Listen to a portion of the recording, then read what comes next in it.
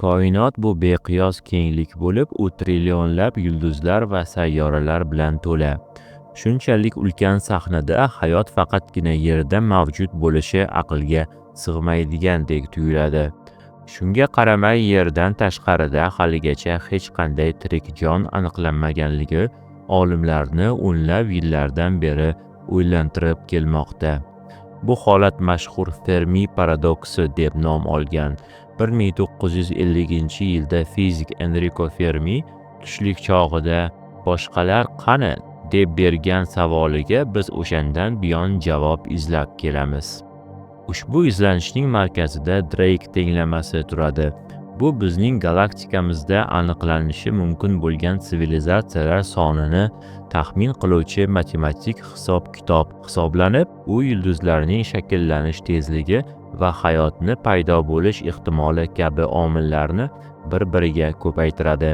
So'nggi yillarda kashf qilingan egzosayyoralar o'zga sayyoraliklarni aynan qayerda izlashimiz kerakligi haqidagi savolni ancha toraytirdi. Endi biz bilamizki, Quyoshga o'xshagan har 5 ta yulduzdan bittasi Goldilocks zone degan joyda shunday sayyoraga egaki, bu yerda suyuq suv mavjud bo'lishi mumkin. James Webb kosmik teleskopi allaqachon K2-18b deb nomlanuvchi Yerga o'xshagan uzoq sayyoraning atmosferasini tahlil qilgan va dimetfil sulfidga o'xshash moddani aniqlagan. Ushbu gaz Yerda dengiz mavjudotlari tomonidan ishlab chiqariladi. Agar bu ma'lumotlar tasdiqlansa, bu haqiqiy inqilob bo'ladi. Bu orada astronomlar ham qo'l qovushtirib o'tirgani yo'q. Ular ertayu kech osmonni kuzatib, boshqa ilg'or sivilizatsiyalar texnologiyalari belgilarini izlashmoqda. Radio to'lqinlar, lazer impulslar yoki hatto azot dioksidi kabi atmosferani ifloslantiruvchi gazlar ham bizga o'zga sayyoralik sivilizatsiyalar mavjudligidan darak berishi mumkin. Yaqinda o'tkazilgan bir tadqiqotga ko'ra, Yerdan tarqaladigan radiosignallar, masalan, Arecibo observatoriyasidan tarqaladigan signalni olaylik. U 12,000 yorug'lik yili uzoqligigacha yetib bora oladi. Bu xuddi koinotga qarata biz bu yerdamiz degandek gap. Shu bilan birga 2030-yillarda ishga tushirilishi rejalashtirilayotgan Habitable Worlds Observatory kabi missiyalar Quyoshga o'xshash yulduzlar atrofida Yerga o'xshash sayyoralarni maxsus qurilmalar yordamida kuzatib, ulardan kislorod yoki metan kabi gazlarni izlashni boshlaydi.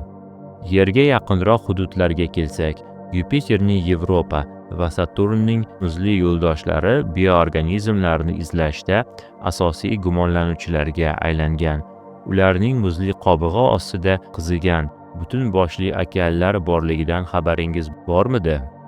Tez orada NASAning Europa Clipper va Yevropa kosmik agentligining JUICE zondlari bu yo'ldoshlarning geyzerlaridan olingan bug' namunalaridan organik molekulalarni izlashni boshlaydi. Hatto uzoq vaqt hayot belgilari yo'q deb hisoblangan Mars ham bizdan shu paytgacha ba'zi sirlarini yashirib kelgan ko'rinadi.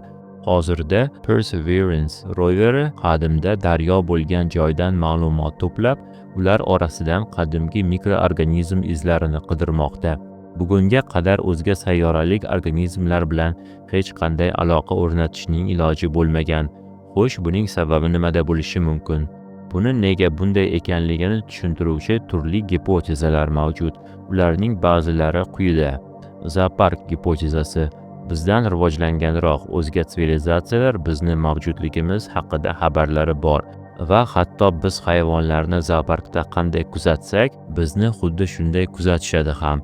Ammo bizning aqlimiz ularnikiga nisbatan nihoyatda pastligi uchun aloqaga kirishishni ma'nosiz deb hisoblashadi. Qorong'i o'rmon gipotezasi. Xuddi o'rmonda har bir mavjudot jon saqlash uchun o'zini yashirgani kabi, koinot sivilizatsiyalari ham o'zini ehtimoliy xavf-xatarlardan asrash uchun yashirinishga harakat qiladi.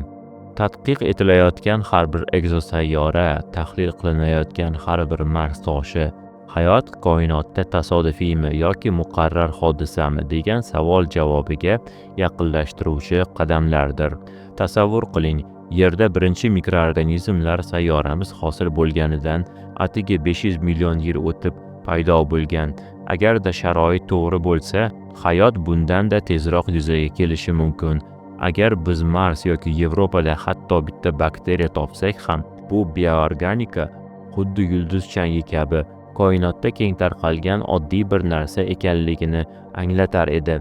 Izquvarlik eng qizg'in pallasiga kirmoqda.